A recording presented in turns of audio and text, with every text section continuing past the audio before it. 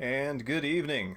Welcome to the Deltahead stream. I am James Howell, and tonight we're going to do part 6 of Echo Night Beyond after a bit of a hiatus there. One thing came up after another, and that here we are 3 weeks later. That's kind of how it goes sometimes, yeah? So, yeah, and I've got to say, the pace of Echo Night Beyond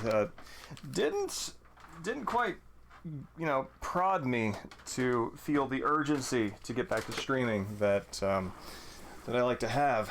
There are at least 2 other games that I've dropped from completing the stream because I found them tedious and uninteresting,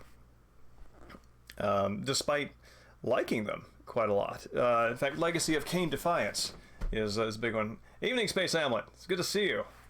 How you doing?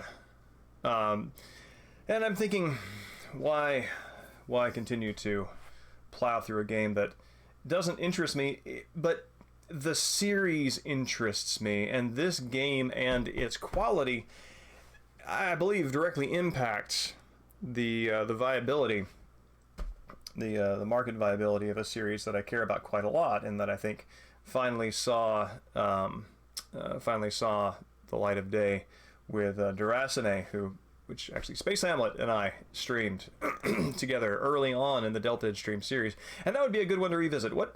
Oh, right, it's Armored Core Night, isn't it? I forgot about that. But yeah, no, that's cool. I should jump on the Armored Core wagon there. I'm still wrapping up Zelda. Not Breath of the Wild, the new one, Tears of the Kingdom. And I have the remainder of my completionist run to finish, and then figure out how the game actually ends. Pardon me. That's cool. That's cool. Now, I have not been too much of an Armored Core fan myself. The aesthetic appeals less to me, even though I know that. Evening, Mahafun. Good to see you. Even though I know that it is a it has those gothic elements in FromSoft's take on sort of the mech genre. Just in general, large fighting robots interest me less than other sort of genre types. But Armored Core 6, I'm interested. So what I think is going to happen because this has happened before. I think I'm going to pick up Armored Core 6. I'm going to enjoy it in large part because there will be a active, vibrant community, such as both of you, who, like FromSoft games, are interested in the mechanics and the sort of nuances of their storytelling styles. And I'll enjoy that, and then I'll get curious, about the back catalog, similar to the way that the Souls games prompted my interest in Kingsfield, which I have the Forgotten City, which would be fun to stream. Actually, come to think of it, as slow moving as it might be, especially might be risky to try my attention on something that's a slow-moving fantasy RPG after a slow-moving ghost RPG. Yeah. Well, it looks like I did play. I do have Armored Core, the first one, emulated on my little PlayStation Mini, PS Mini, and played that a little bit, and was like, oh wow, you just have the same control scheme for every game. The old Kingsfield games for Echo Night, for Armored Core, they're like, you know what, let's just, we have this system, let's just build different things using the same basic ideas. Obviously there are mechanical nuances, I know, but much of it is very similar in terms of like hand memory. Yeah, that's interesting. Mahafun, I'm really curious to see what kind of community grows up around it. I can see it being the kind of thing that, now that, especially with Elden Ring, I don't know if the Dark Souls, I don't know what kind of Game of the Year award accolades those games gathered.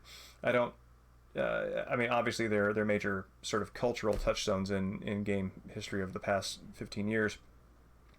But with Elden Ring having a much wider appeal, I wonder if that's going to bring in a sizable audience for Armored Core, thinking, what else are they doing that's cool?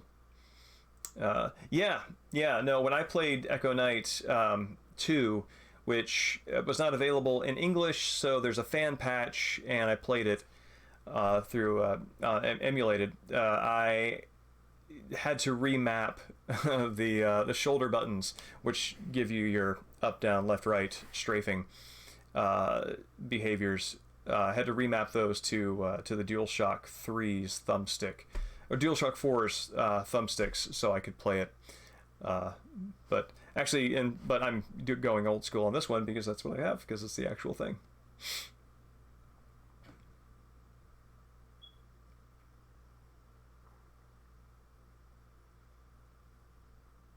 Yeah. Well, that's fantastic. I'm really happy for you. I mean, there's so many. I mean, if, by comparison and to relate, like Echo Knight is for me that sort of second non-Soulsy series that I would love to see have life breathed back into it. I fear that Duracene's performance, market-wise, might not be enough to rejuvenate that. But I hope they do something like that.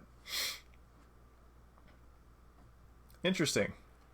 Well, I'm intrigued for sure, and again, having other people to play these games with, there's a certain scholarly rigor that you sort of have to have, unless you have a community of people who are also playing older games, to sort of pursue your curiosity to the end of the game.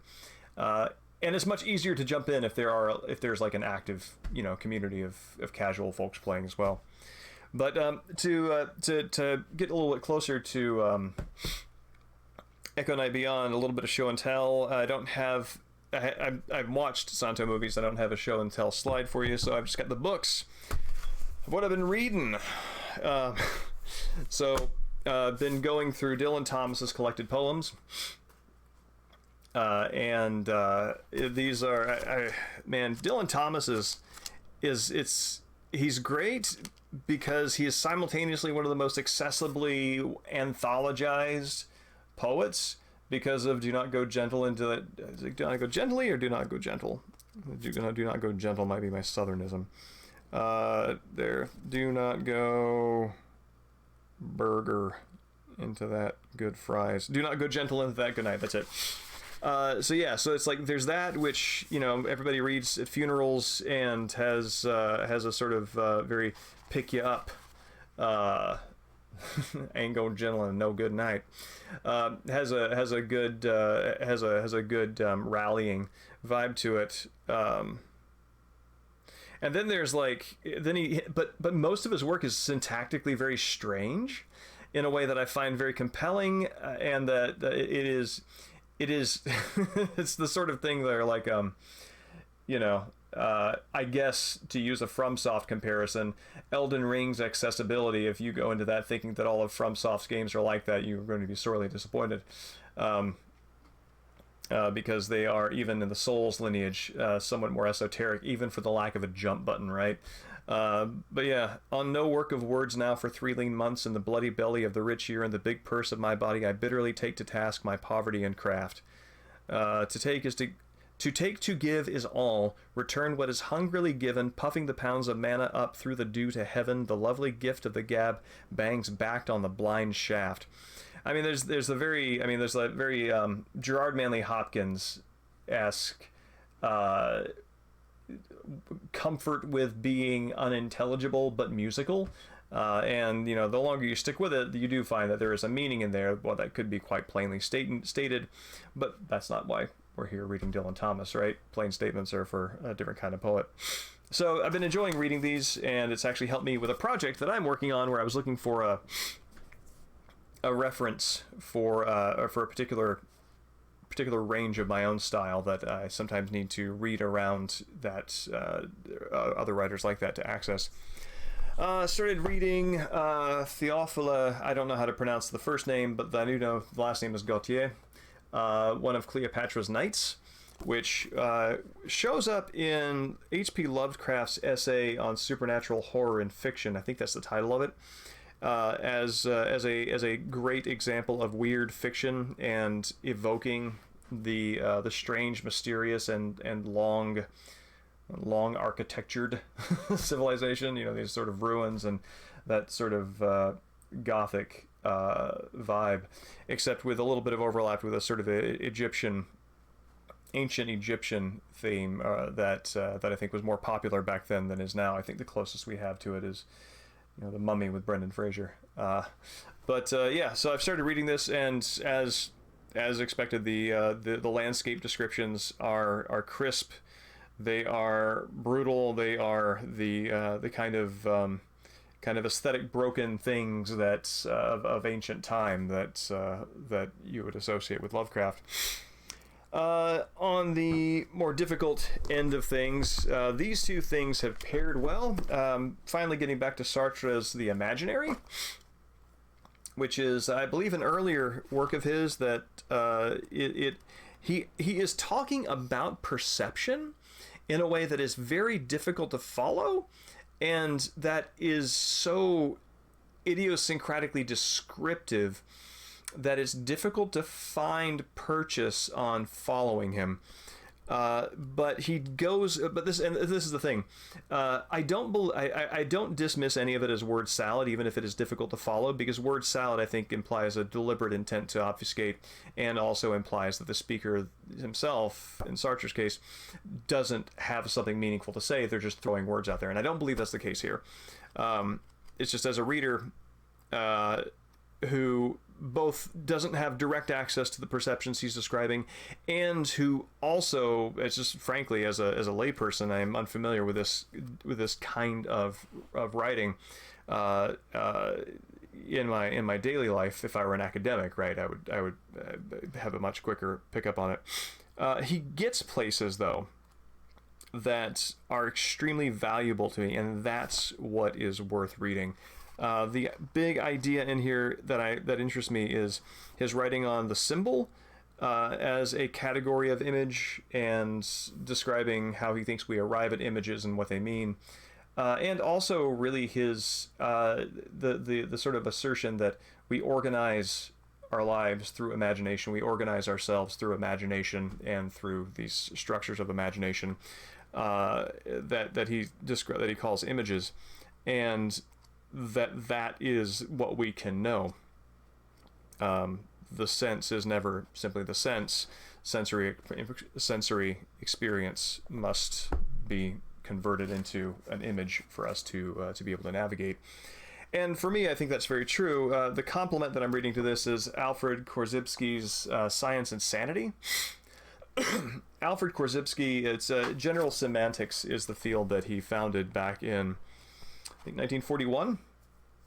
Definitely a very very particular time in world history, and his goal is to propose a non-Aristotelian metaphysics in order to bring the I guess, buzzwordy as this might sound, the praxis of the sciences to other fields of knowledge, so that we can move away from ideas that are sort of Aristotelian, like substance, absolutes, notions of the word all he dislikes, the word is he dislikes. And so rather than trying to describe things as essences or as substances, describe them as instances, describe them as moments, and the difference being that, maybe you might say, Dylan stole something versus Dylan is a thief, right? The Dylan is a thief statement is a substance statement. That's what Dylan is. That is what Dylan is equal to. And in that statement, there is no opportunity for him to be anything else other than a thief. Dylan stole something. That asks questions. Why? What? Under what circumstances? It doesn't essentialize Dylan as one thing. Excuse me. And so that, and I think the Korzybski's most famous sort of adage is the map is not the territory. And so these pair quite well, science and sanity and the imaginary. Yep, there we go. These pair quite well because in each instance, both writers are acknowledging that what we use to navigate our moment to moments and the long haul of our lives are not direct reality, but the way that we encode and then organize reality. And I think that a lot of I actually believe that some neuroscience backs this up since then. But and this is valuable to me because he has an idea called time binding. That these two ideas, time binding and Sartre as the analogon, are fascinating to me because they are acts of unifying. They're acts of unifying the kinds of perceptions that we create in order to make sense of our lives. So they're like the second order of creation. We make perceptions. We encode them as images, and then we organize them, and that level of organization is what they're talking about. So, again, kind of very heady. That's the best I understand it right now, and I'm continuing to read through it. Good stuff. And finally is, so, went on a trip this past weekend and took the kiddo into a bookstore for a travel book, which is, what you do on vacation, right? You got to car ride, so you get a new book, and I think that's a great tradition, great thing to do. And as is the case when you do anything with a toddler, you end up spending the majority of your time on them rather than yourself. So on the way out the door to get my book for the trip, I was like, oh, I don't even have the headspace to to decide. So I was like, you know what? I make these executive choices for the kiddo about what book he's going to read, and why don't I just accept being on the other end of that? So I took him over to the book of the fiction shelf. I said, all right, what's my next read for the vacation?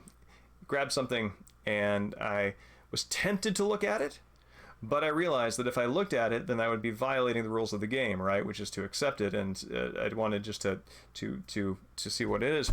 And this is what I've been reading. It is Queenie, who's this? Candace Carty Williams.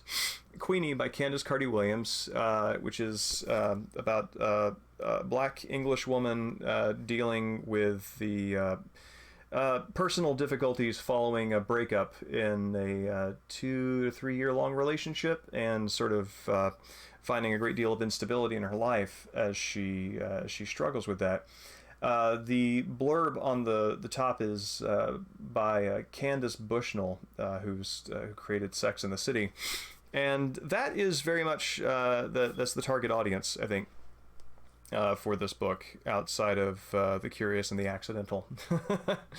But it's well written. It's well written. You do feel for the main character, Queenie. You do hope that her relationship with Tom gets sorted out, and but as it goes on and you start to learn a little bit more about their problems, you kind of think maybe, well, it's a good idea that she and Tom aren't together. But that might be a reality that would,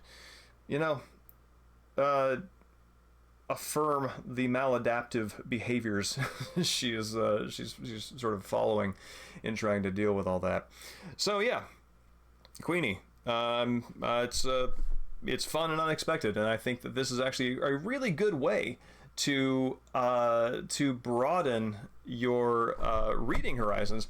Because if you're just like, all right, I'm going to close my eyes, I'm going to pick something off this bookshelf, or I'm going to try to be random about it, you're never truly random. There's nothing as random as a 2-year-old. So anything that you think that you can just randomly select, absolutely not as random as that. So this is a great way to go about it. But yeah, so that's the show and tell. That's what I'm reading. Dylan Thomas, Sartre, Krzyzewski, Gautier, and Carty Williams. So with that, let's see if we can get a little bit of Echo Night Beyond in here. Mahafun, I'm curious, what are you reading? And Space Hamlet, the only reason I don't ask you that first is because I know what you're reading, the David Eggers book. And actually, I've been meaning to go back and to read that page that you photographed. I was not able to do that at the time that you shared that.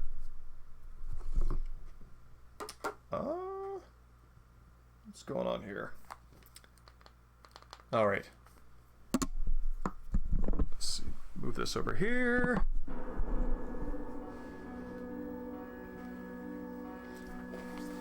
Turn this down on my end.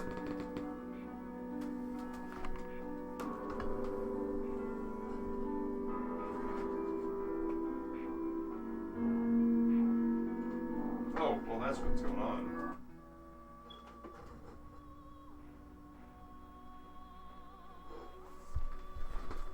Alright, forgot to mute the exterior speakers.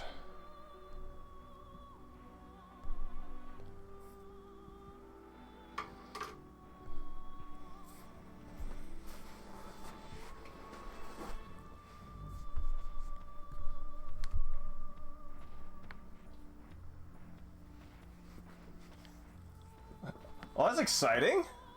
Sorry, just got to see Mahavun's comment. That's really cool. Is it somebody who you are in contact with to sort of like give feedback to prior to it, or is it to inform and prepare? Oh, well, I guess you probably can't answer that question, so I retract it. So Taylor Molly, I am not familiar with them. Taylor could be either a male or female name. I did glance a little bit, Mahavun, Space Hamlet, at the at some of the just the style of the page that you posted, and it reminded me of it kind of felt in the same sort of there's sort of a period postmodernism of the late aughts that I would group Chuck Palahniuk. I don't know how to pronounce his name. Maybe David Foster Wallace, and some others, sort of in that sort of style, and that is what it made me think of. With that said, I have not read the actual content, so take that for what it's worth.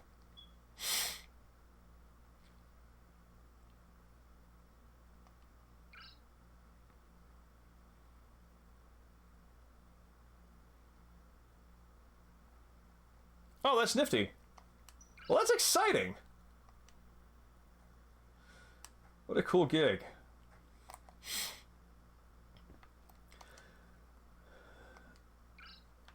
All right. Okay. Yeah, so what's bonkers about this, we were talking about the controls, is that, so they actually do use the analog stick. That's what moves left and right, back and forth, but right analog stick does absolutely nothing.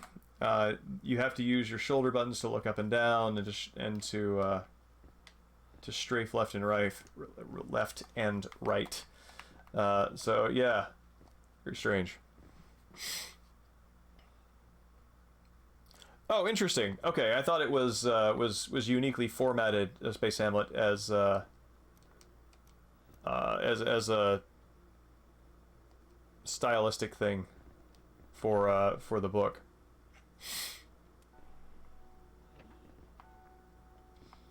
All right, so we cleared all this out, and now we're going back to the slowest moon ever. Evening, Dustin. It's good to see you. I was hoping that we'd be able to catch you on the the return of the stream after 3 damn weeks. Adjusting atmospheric pressure. Please wait for pressure stabilization. Yeah, please do. Complete. All right, so okay, lunar surface. Go straight and go to your left around the rock in front of you. Oh god, it's so slow! Oh no, right. The run button jumps and you can die horribly. I've been thinking of Natasha Trethewey lately. I've been thinking about my grad school work, and poetry lately. And one of the things that was really wonderful from that was getting to listen to Natasha Trethewey read,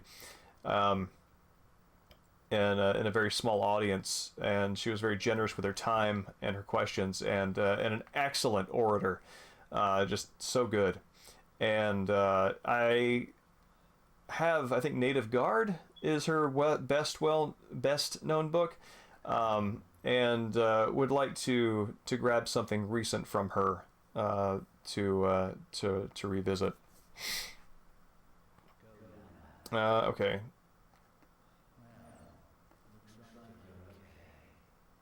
That's passive aggressive.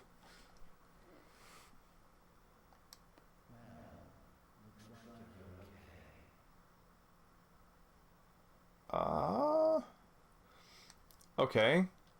So it does look like I'm okay. Oh, this is so bonkers. Like, Alan. Oh, he thinks I'm Alan. That's right. Okay. So now head right along the side of this building, then go left around the corner. Yep. How you doing, Dustin? I caught a stream of yours a couple weeks back, and I meant to say hello, but was unable to stick around.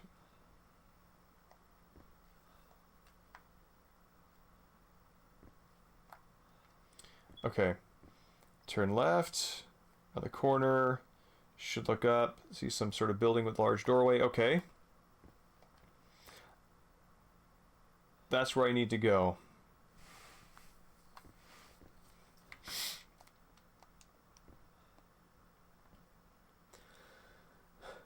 I think so too. I did not expect that.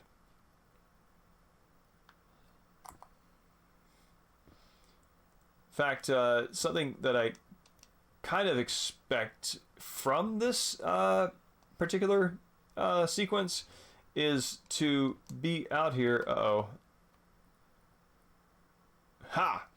Is to be out here and be chased by something that I cannot conveniently escape, because I am moving at this glacial pace. Wow, I actually move faster if I strafe. No, I just can't, for some reason, walk over there. Oh no. Oh no, no, no, no, no, no, no, no, no, no, I don't want to do it all again! Rip.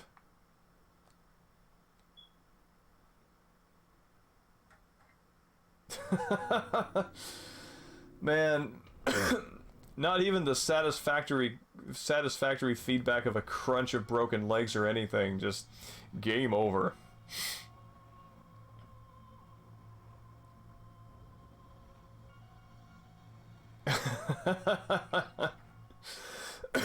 Pardon me.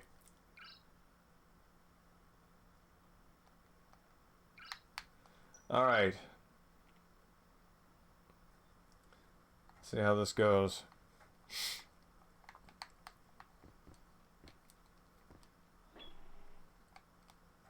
And, given how bonkers the overlap between serious things and trivialities have become in our world, I would not be surprised if some space accomplishment, like some sort of base on the moon, were accompanied by the notion of speed running the moon. Speed running the moon.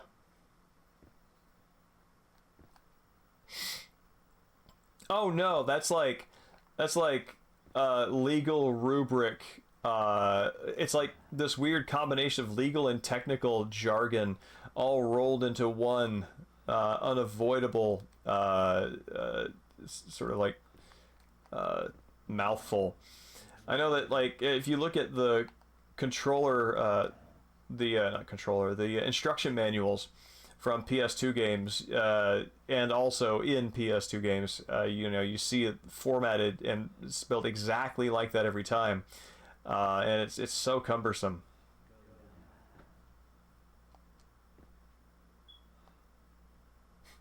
Yep.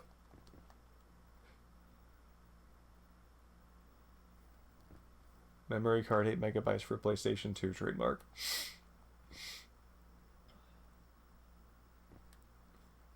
I remember early in my localization editing career back in like the 2000s, before I understood that that was like legal rubric, I kept trying to make it more elegant and just say memory card, but no. I had my hand slapped away from that.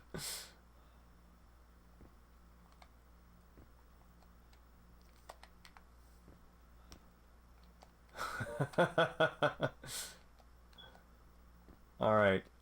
So, all right. Go straight and left around the corner, go up a hill, at the top jump to the ledge, go to the right of the rock on your right, drop from this ledge, across the gap to where the doorway you can see is, and go over to the side. Okay. So, keep going this way, this way, this way.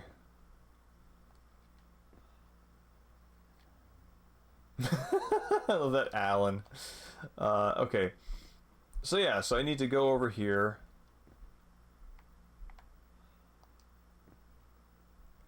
It does not want me to land there, so let's try this again.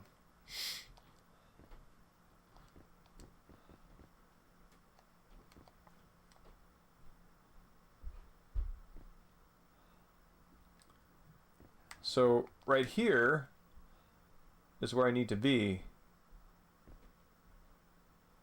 And jumping from this point is what got me off. So, okay. It got me to fall down there.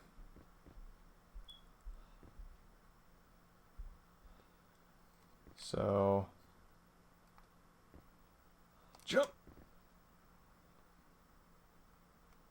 All right. Made it. Okay. Whew. All right.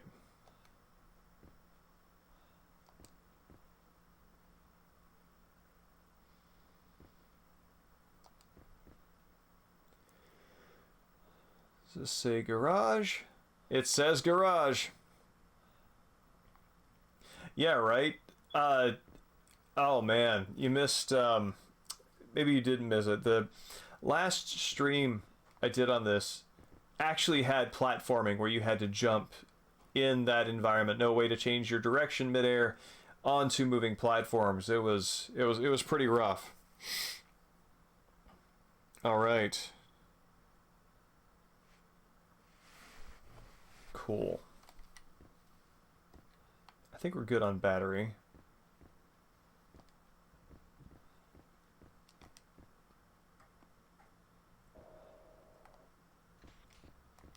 Adjusting atmospheric pressure. Please wait for pressure stabilization. I'm really curious what font they use for this. Yeah, Atmospheric adjustment I complete. think it's neat.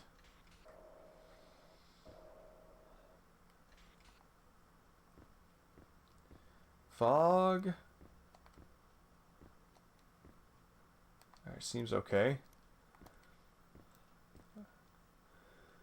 Electrolyzer room, airlock, oxygen. Wow, a lot of rooms in here.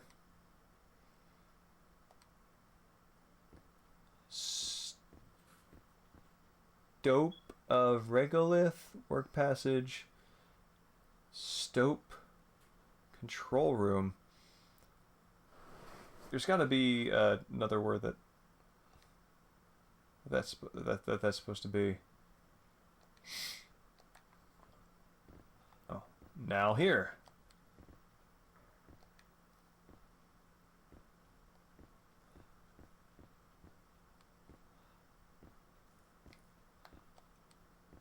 Wait a minute, this seems familiar. Alright, let's save. I will forego whatever penalty of bad ending comes from... I'm sure it will be like 50 saves by the time I'm done.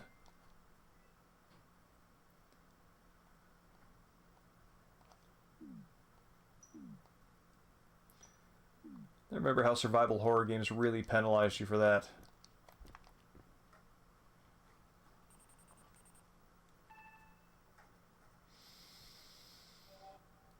Okay. Oxygen control room. Garage passageway. Garage?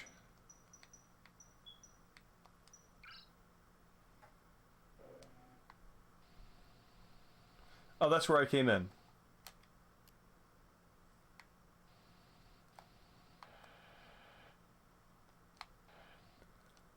That seems important. 1028 key box.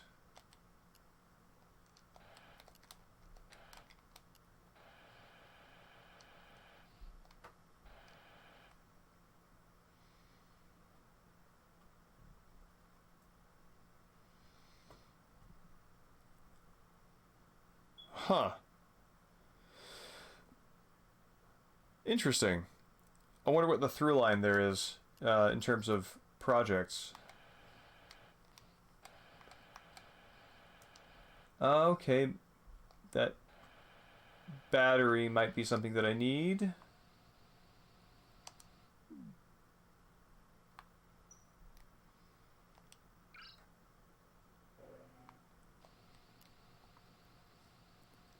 It's very Five Nights at Freddy's, but there's like very few things as creepy as looking through a video camera that is right outside where you are. There's a really good moment in the original Resident Evil 2 with this where you find yourself in front of a bank of monitors and you look at one of them and Mr. X is like right around the corner about to bash one of the cameras. Evening, Mexican Stings. Good to see you. I'm glad I was able to catch as many people as I have at this hour.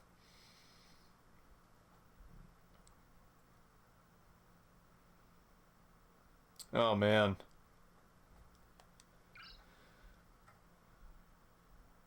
Awesome. Welcome home. Oh, I'm so glad I saved my game because it froze again. This is the third time. This is the second time that it has crashed and frozen when accessing a camera. So, really glad I saved. It does. I'm especially really glad I didn't have to go through that moon sequence, like, again. Excuse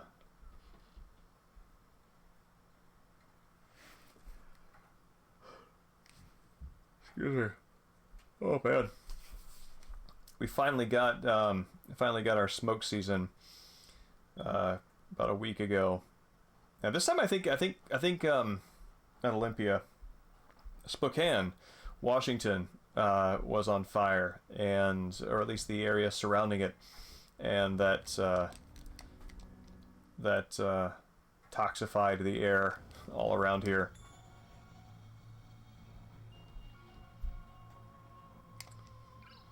Interesting. I thought that I'm not sure what the relationship between From and Agetech is. I assumed it was a standard publisher developer one.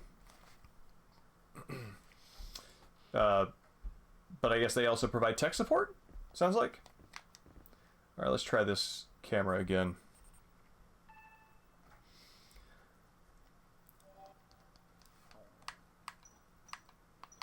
Oxygen control room. Freeze on me again. Alright. Oh yeah, oxygen control room is cursed.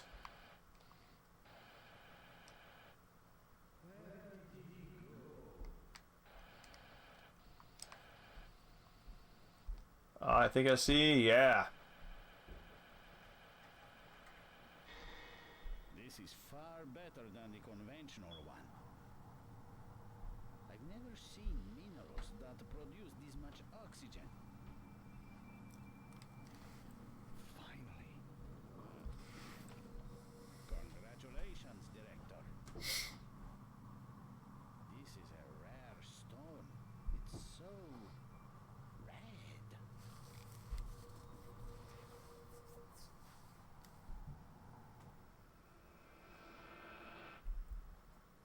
Okay.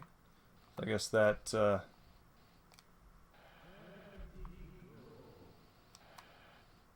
Is this my ghost? There's my ghost.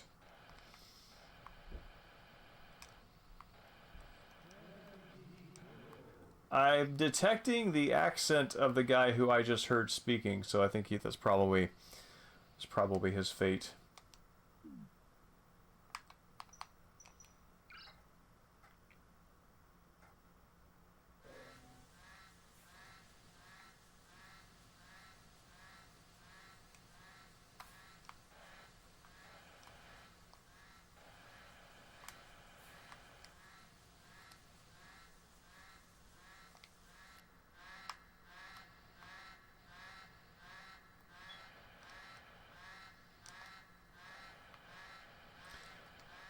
How are you doing, Mexican Sting?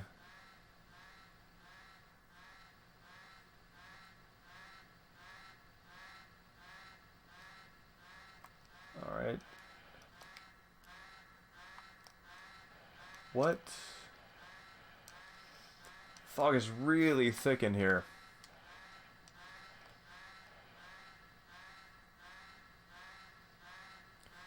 You just started a new job, didn't you? Alright, ladder.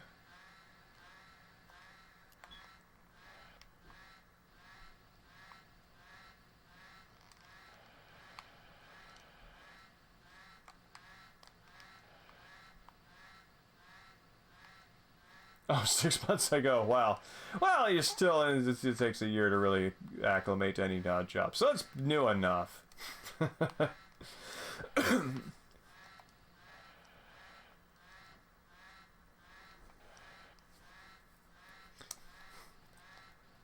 Okay. You know, that might be what I'm thinking of then. But still, 3 months is, still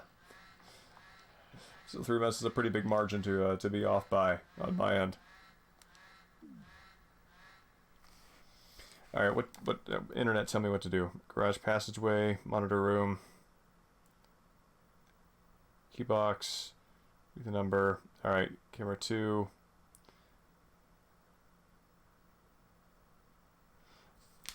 All right.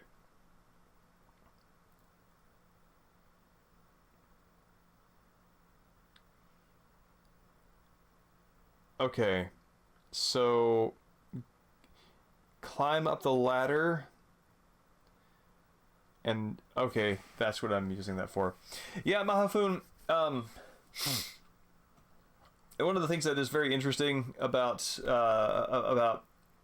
of Japanese development credits is that the roles are so differently defined, and I think so a little bit less restrictive in terms of what you can do in them, that it's very hard for us to parse who did what on what project, because the kind of lines of ownership that we might look for in a particular role are a little blurred there.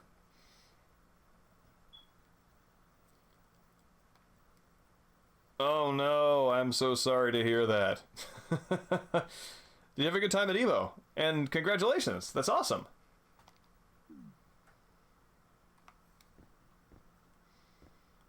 I'm gonna save my game again because I want that special special cutscene saved. I've never been to Evo. Evo feels like the sort of thing that would be a great sort of personal holiday to adopt, similar to the way that I have with GDQ, but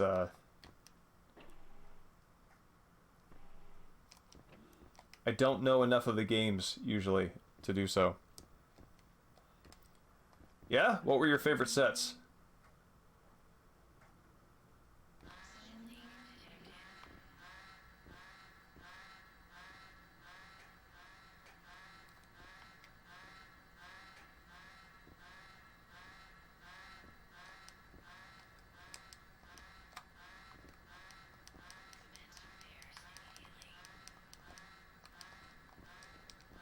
There we go.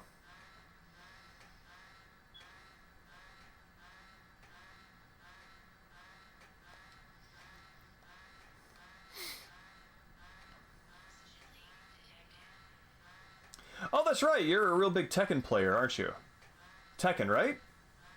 It's either Tekken or Virtua Fighter, and I think it's Tekken.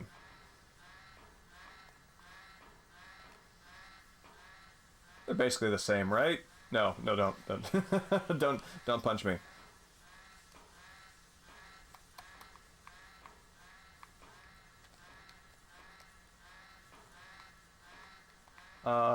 Supposed to be something over here for me to fix.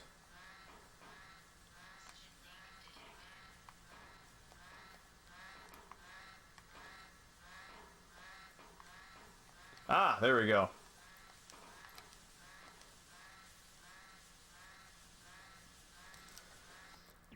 I should get on Street Fighter 6. I think I would enjoy it. Last few Street Fighters I've sort of bounced off of. It's just a lot to learn without enough time to really get good enough at it to where it felt like I was making the most of it.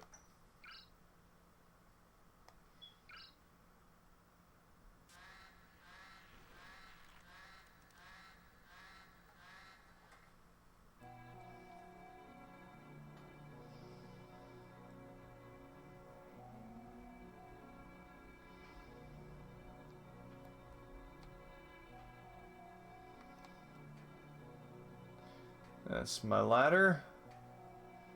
I'm guessing a ghost is climbing my ladder. Yep. Oh boy.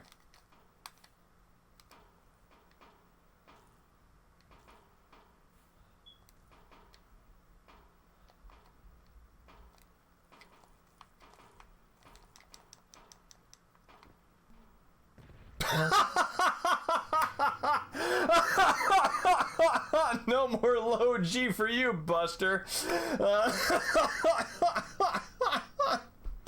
Oh, damn it. Alright, let's do that again. Ah, Jesus.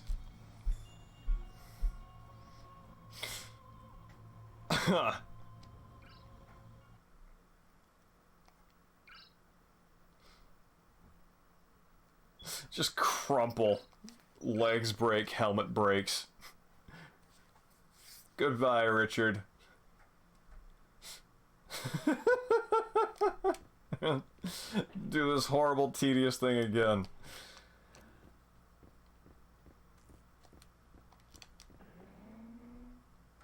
Like, I don't know how I'm supposed to go down that ladder.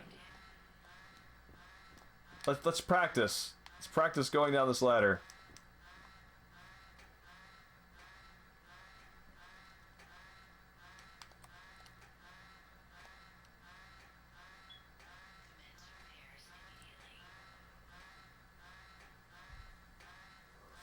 Pardon me.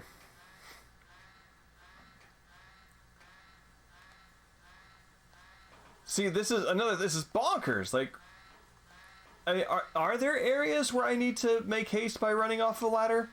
I don't know. But, okay. So, I stand in front of it, and I press X. And then I mount. Okay. The ladder.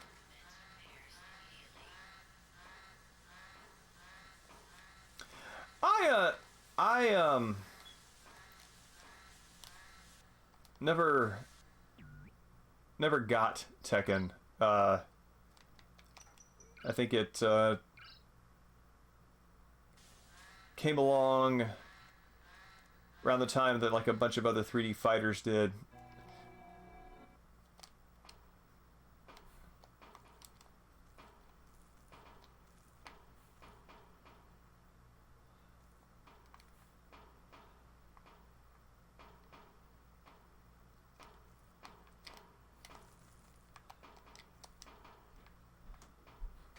All right.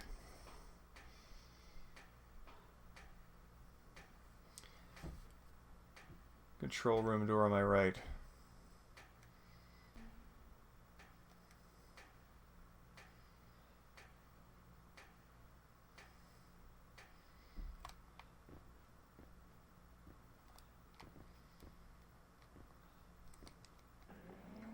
Yeah, Mahafun, that's the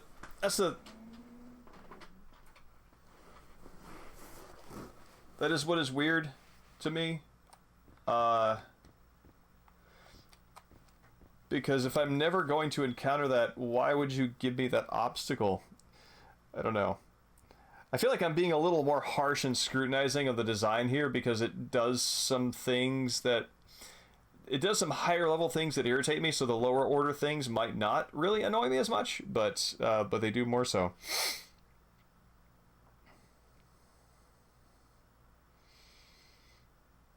Okay.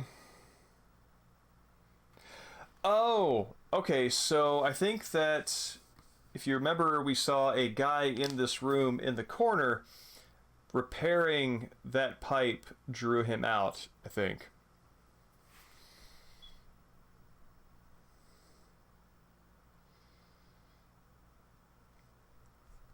Mexican Sing, do you mean Tekken 2 or Tekken 3?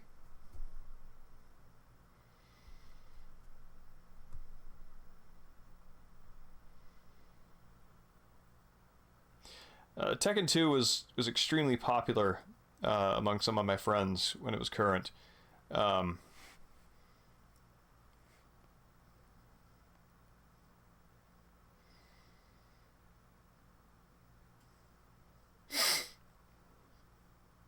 That's very funny, Dustin. Yeah. People who are casuals in your hobby and then find out that you are prepared to go far deeper than they expected you would. It's a fun shock to enjoy.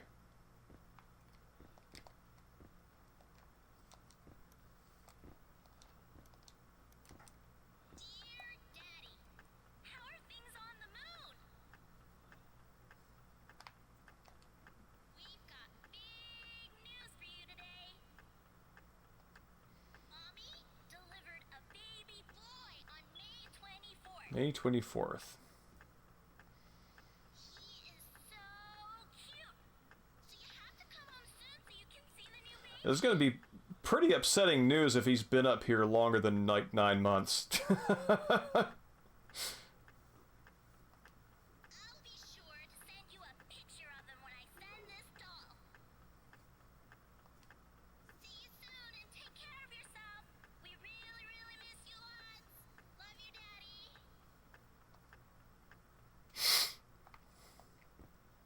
Alright, so May 24th is something to remember.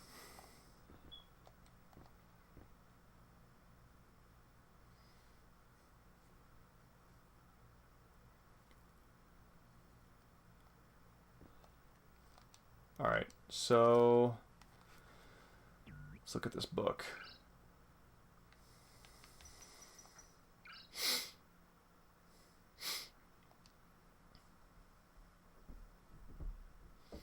My promotion to executive employee went through today and I just received my new ID card. The card is made from a soft 4 memory alloy and is a garish golden color. Does it change shape in different temperatures? Does it cancel the nuclear launch? You'd think something like this wouldn't be necessary in a work environment where everyone needs to be ready to fill in wherever they are needed, but that's corporate wisdom for you. Much has happened since the accident. A new type of mineral was discovered, oxygen production levels have increased dramatically, and a strange fog is spreading throughout the facility. There hasn't been any time to rest. I hope things will quiet down soon. Well, you'll be resting for a very long time. The search to uncover the cause of the fog continues, but no leads have been found so far. There were reports of fog in the spaceport today, and some people claim to have seen ghosts.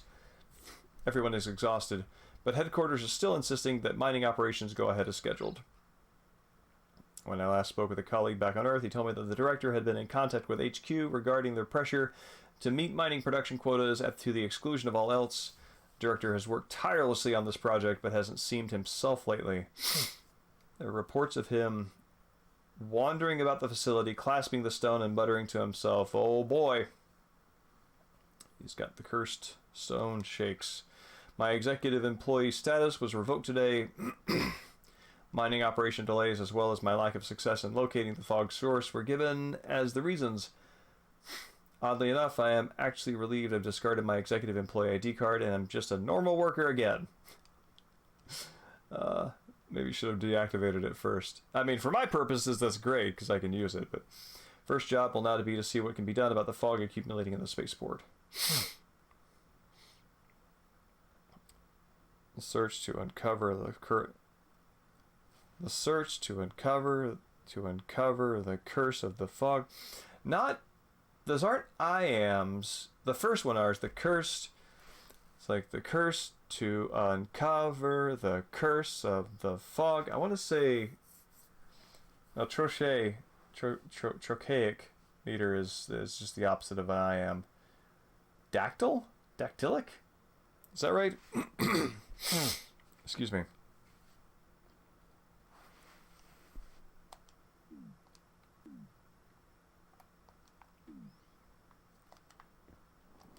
Oh.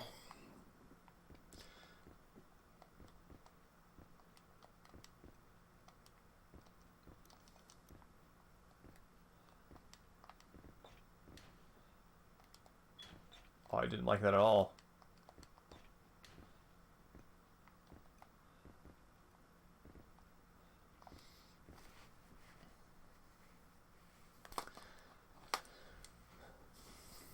Board there.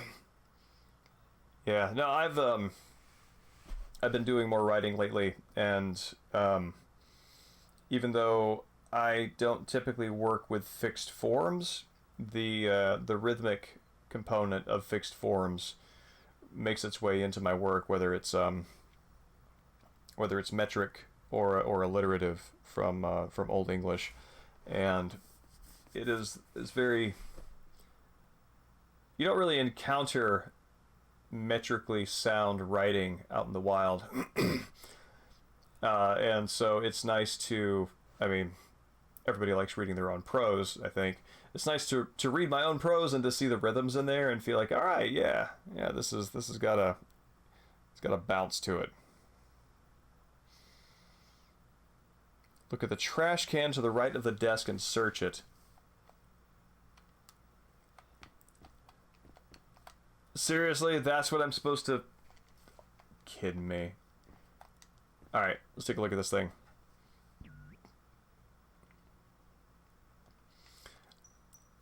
Is Dragunov from the most recent Street Fighters, Dustin? Or are you still talking about Street Fighter? Sorry.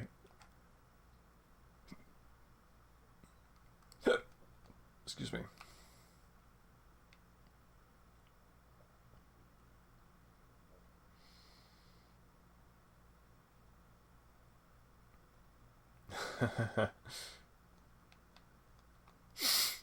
Excuse me.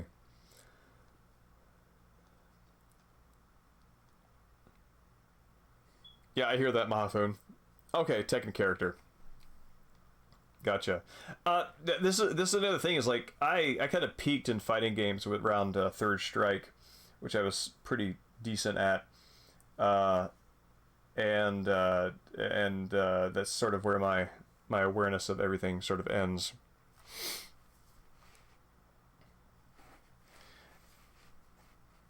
Yeah, Third Strike. I mean, if you got to go out on a fighting game, right? That's Third Strike is not a bad choice.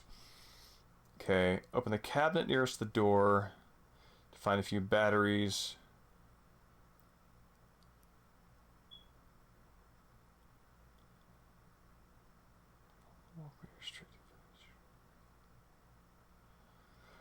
This is so bonkers. Like, it's nuts that this is like adventure game logic that, Monkey Island adventure games have the advantage of not being you're not pressured by something that's going to kill you. A bent Trisket? How does that work? Yeah, Mexican Sting. I remember I was a fan of Street Fighter 3 from the new generation to W Impact Third Strike, and I remember feeling like it's such a small stylistic change to represent everything that all the growth from New Generation to Third Strike. But when you do your supers, the background animation, the background effects are different. They're a little less organic, and that just kind of, that for some reason that blew my mind when I launched a Shin Shoryuken, and Ryu's Shin Shoryuken in that is just, as far as crunch in a game, one of the best moments. That with the camera close up, and you get then the sprites get very big. It's like this punch is so metaphysically destructive that it is causing the very appearance of things to fall apart. It's like the right in the ribs, and then Shoryuken. It's so good, it's so good.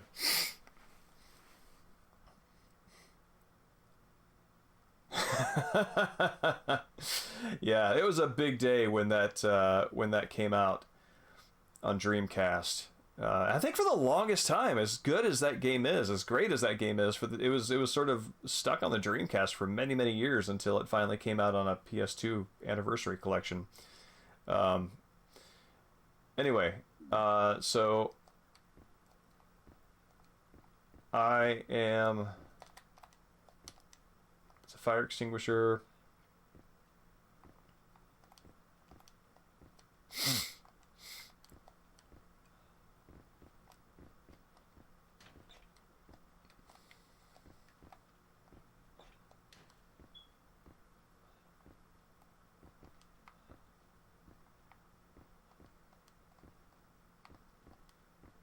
Okay. Sounds like something I'm looking for is optional. Alright, go to your left and follow the walkway to your left. Get on the little lift you find here. On your right, use the control panel that has the word stop on it to move the lift. Alright.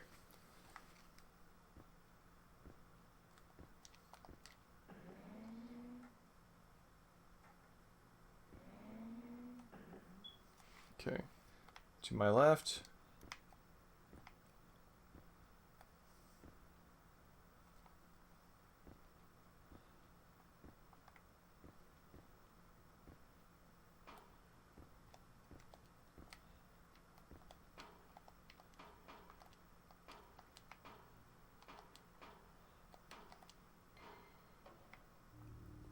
Alright.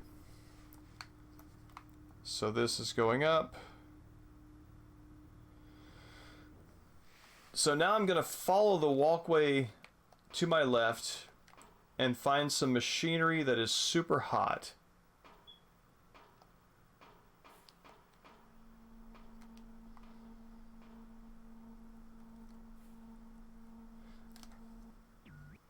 And from this, I am meant to understand that I use the bent employee ID card, and it evens out because of the heat.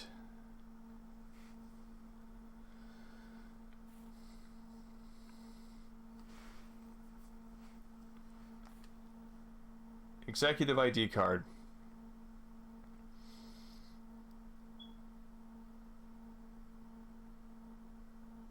Okay. So now, gonna go back to the lift. That'd be super uncomfortable exploring this, trying to figure this out with that ghost around.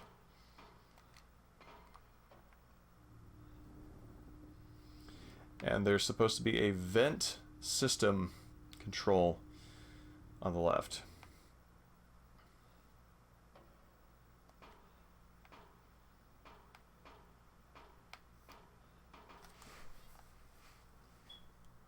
Okay, pick up the card again, get the executive ID card, go back to the lift, use it to go back down, leave the lift and go to your left, and I should see a ventilation card reader to my right. There we go. Please insert employee ID card.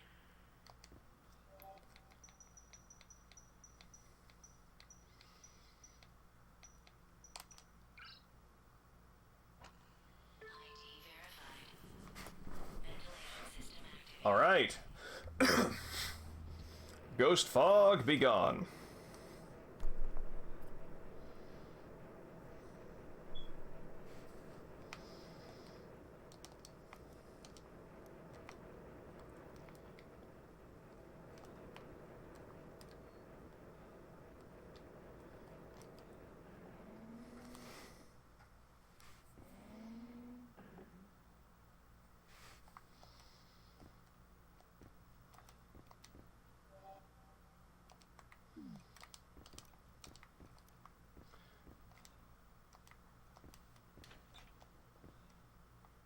Okay.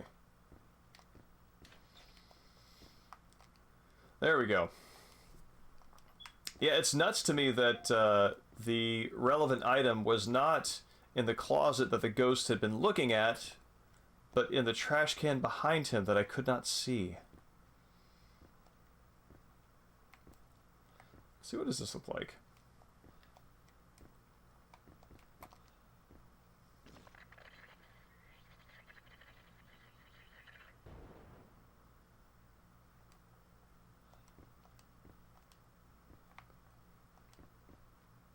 Huh. That's creepy. Some Silent Hill-like head shakes.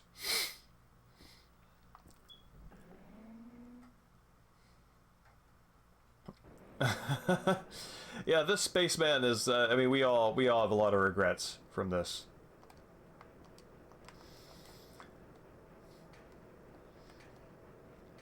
Oh man, I got tickets to go to the Nintendo event that's happening during PAX, which is happening here in Seattle.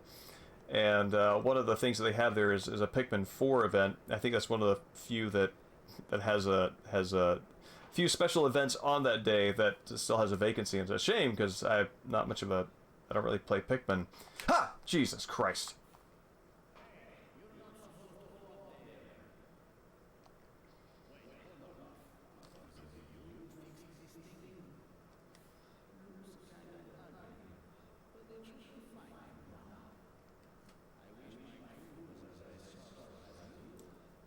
Your crew doesn't know how to use duct tape?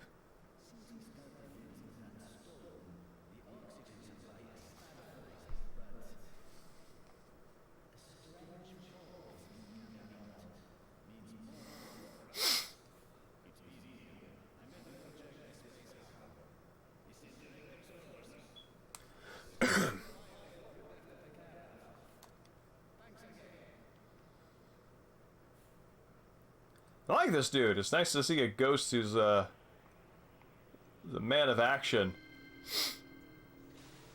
Oh, did he pass on?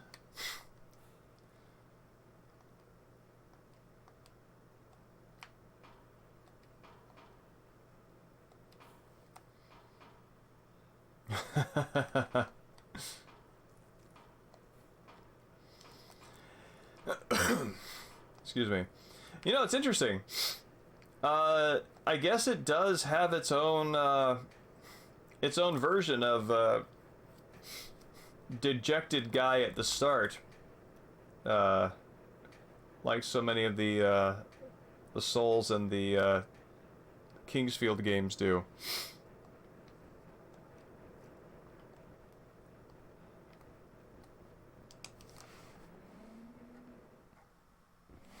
Alright, we're gonna save this game.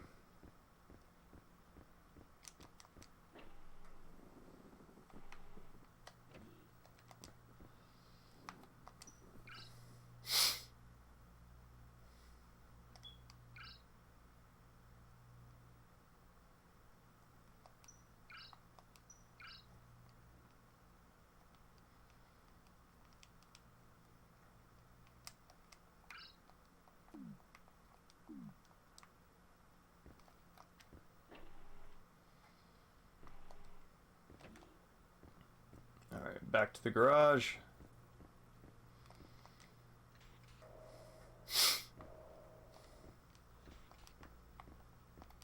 Adjusting atmospheric pressure. Please wait for pressure stabilization. Atmospheric adjustment complete.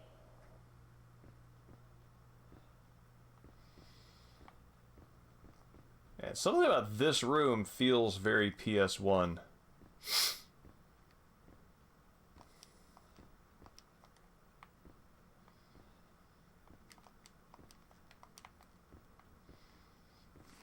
Okay, garage.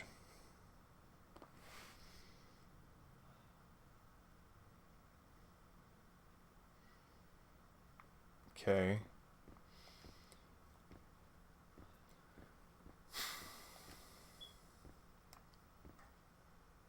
Enter the keybox ID.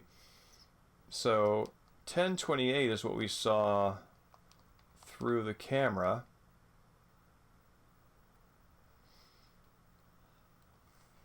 All right.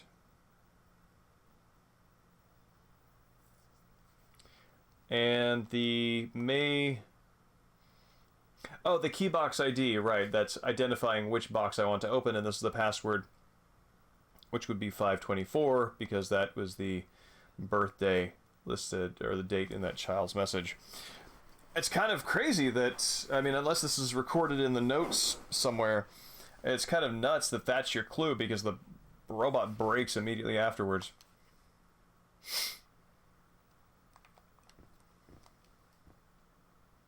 Oh, lunar rover.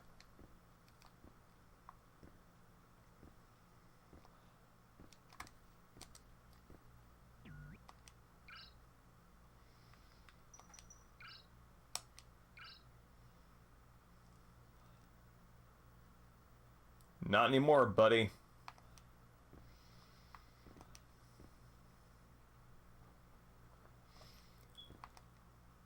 Looks salvageable. Wait a minute, I couldn't just climb up there and pick that up? Maybe it's cumbersome.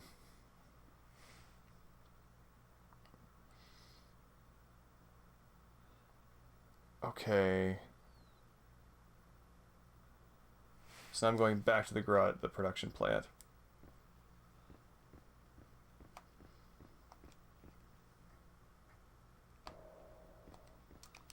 Adjusting atmospheric pressure. Please wait for pressure stabilization. Atmospheric adjustment complete.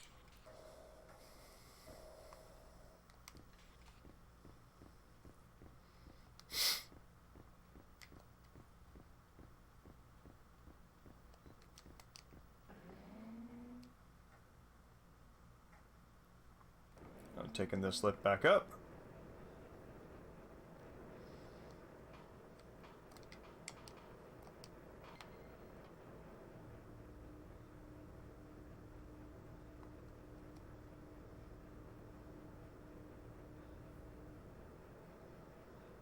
I don't think I noticed that Richard has... Oh, never mind. I thought that he had breathing animations, but he doesn't.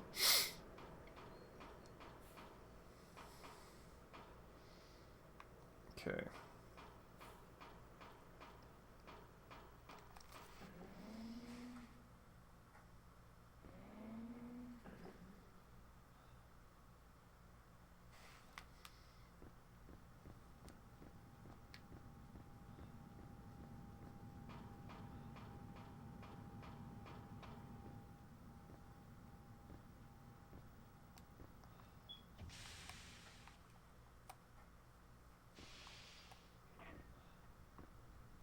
Whoa. Am I back here? I am back here. Oh, how about that? Okay. So I'm going into the central hall then.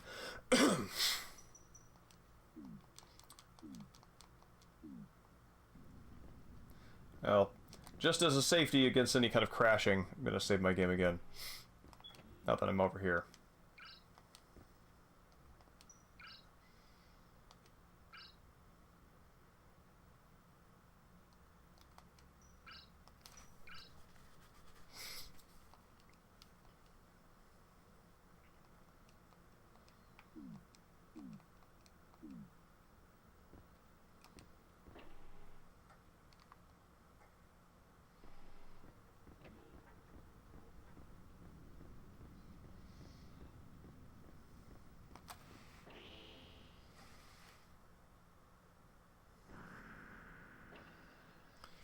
Okay.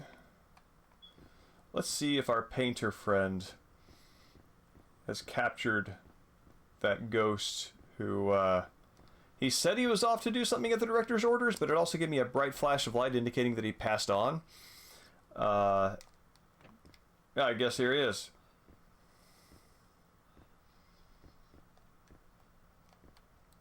Paolo Dato.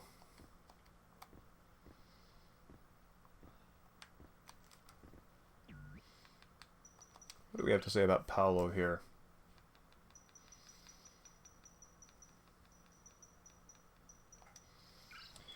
Ghost from the oxygen production plant. At one time, he was the executive in charge of overseeing the facility's oxygen production needs. He vanished from site after confirming that the leaking pipe had been repaired. All right.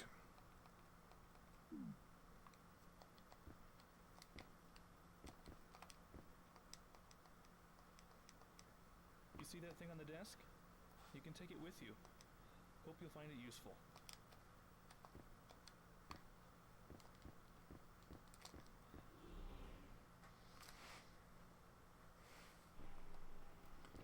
Okay, so now I'm going to the energy area.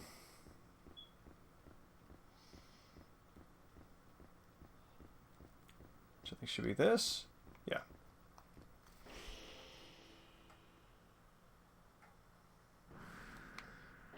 Okay, so I'm going through here to the door on my left.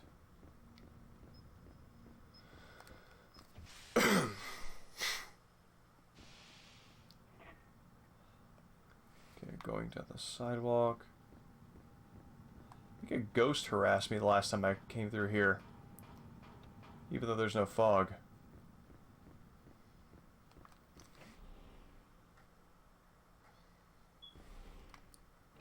Straight and to the right.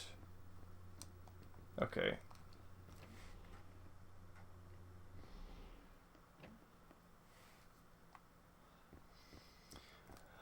Oh! Now that I have a battery, I'm going to the battery room. All stands to reason.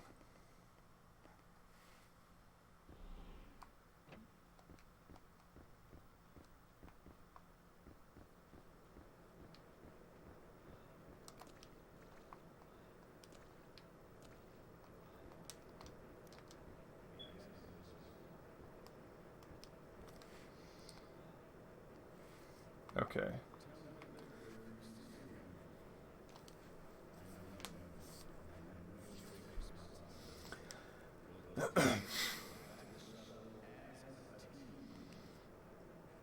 Yeah, some bad news for you, my man.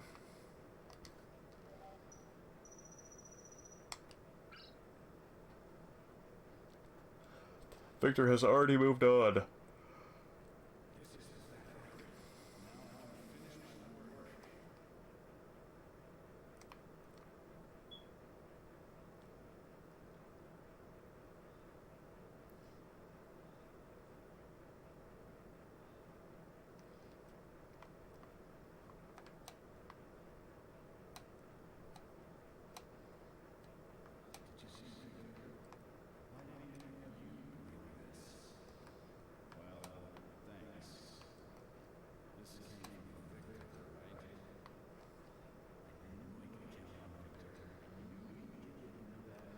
Oh, okay.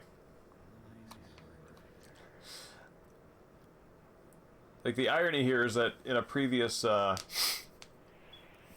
ghost encounter, Victor was cowering in a corner, having been scared to death.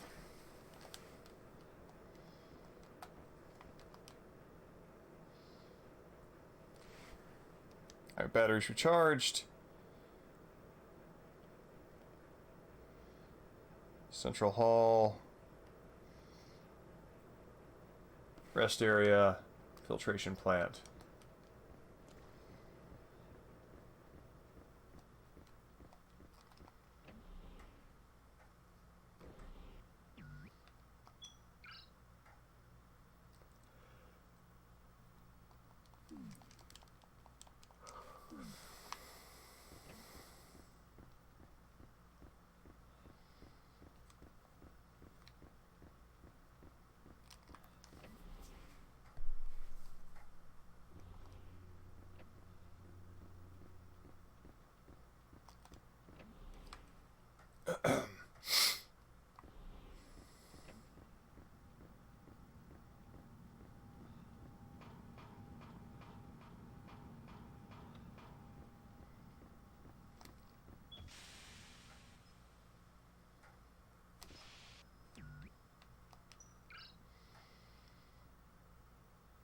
Oh.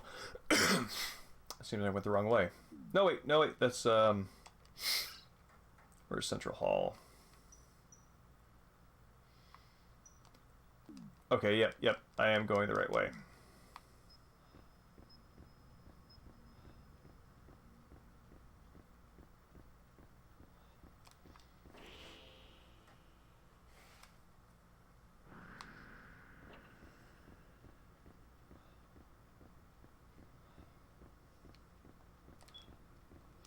Oh, I bet I get to see that guy's picture on the painter's wall too. Let's see.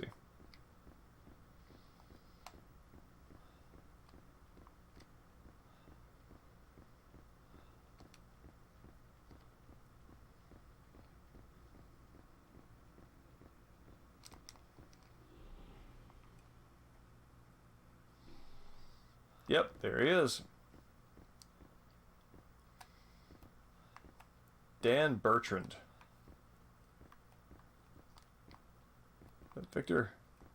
Victor Nickel.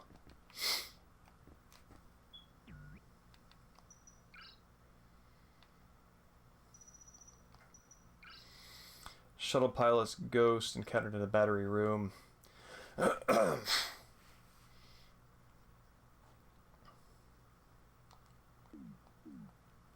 He gained his freedom based on a lie. It's interesting. You can help ghosts move on by tricking them into thinking that their lingering work has been satisfied. Now that's a neat story premise.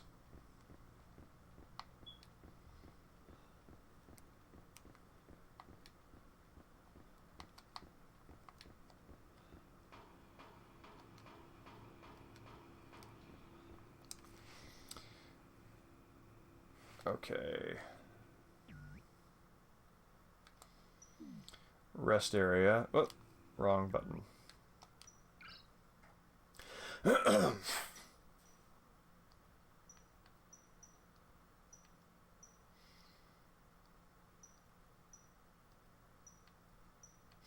Oh, okay. I'm confused.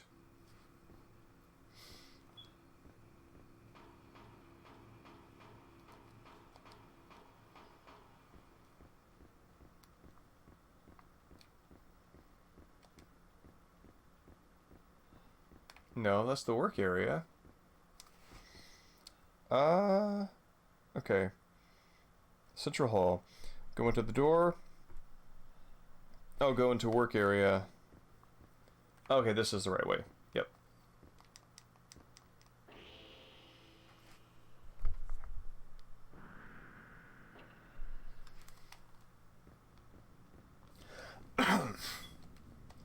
Alright, let's save the game. I think that, given the hour, I think we'll use this battery, see where that gets us, and that'll be good for the night. I'm tired. But did not want another week to go by without getting some stream time under the belt.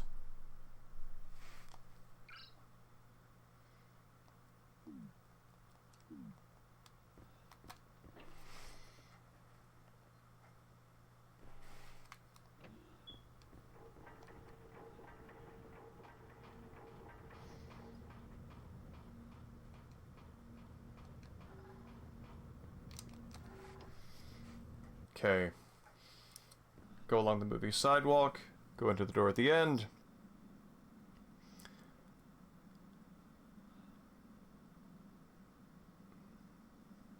I have a filtration plant key. Key? Let's see. What do I have that? I do have a filtration plant key. Okay. So that's where I'm going. I seem to remember getting attacked every time I tried this. Maybe something is different now that I have the key.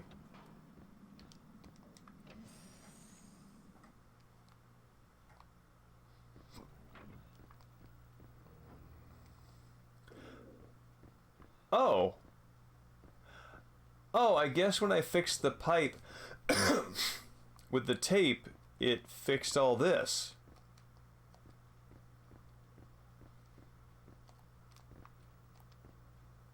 It's unexpected.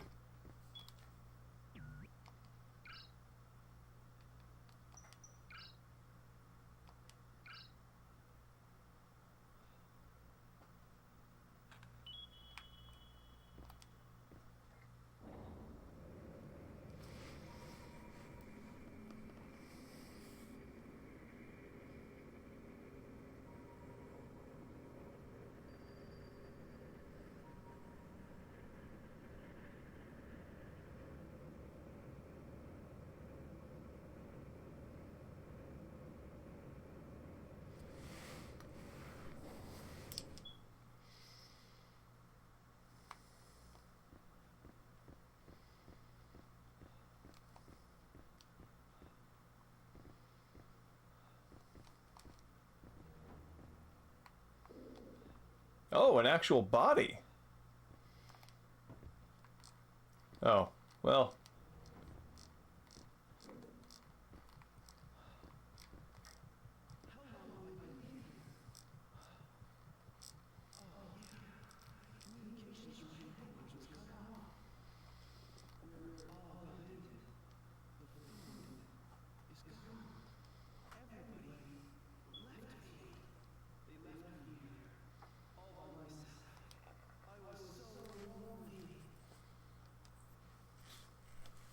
This would be the first ghost who attacked me.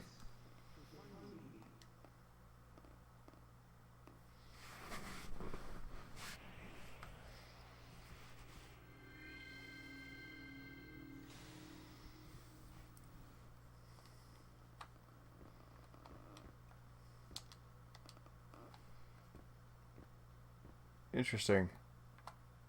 They do manage to capture a sort of a mummified texture with that, even with that analog PS2 visual output. An evening, Space Hamlet. It's awesome to see you, and I'm gonna wrap up here in a bit, and we'll talk to you soon. Have a good night. Okay.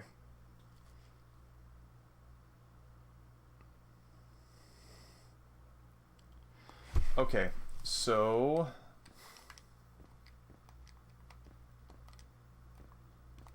oh, hey, here's a battery.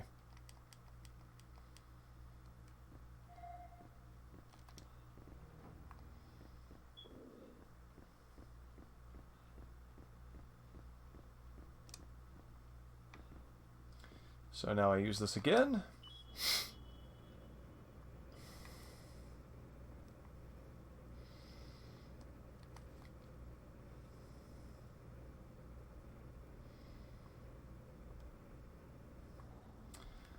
All right, and this positions us to go back to the shuttle when next we start. So I'm going to save my game at this monitor control room over here.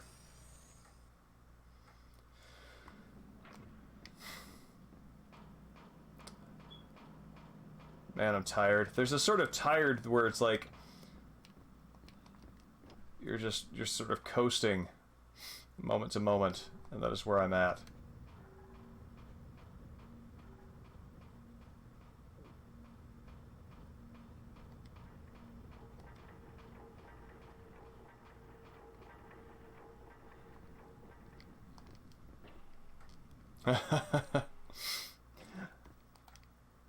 Yeah, it's I don't feel like it gives me my best life. I feel like I would be happier being more alert, but I am grateful at the very least that even amid this fatigue there is lucidity. But oh man. With that said, I'm going to do my evening chores and skedaddle on to bed. So, thank you everybody for coming out. It's great to see you all again. I'm glad that so many people made it out after having been on sort of a unintended break for a few weeks there. And I hope you have a good night, and we'll pick this back up with more space trudging next week. So, have a good night. Night Mexican Sting. Night Mahafun. Dustin, it's awesome to see y'all. Let's see, let's see, they cover everybody. Yeah, they covers everybody. All right, good night.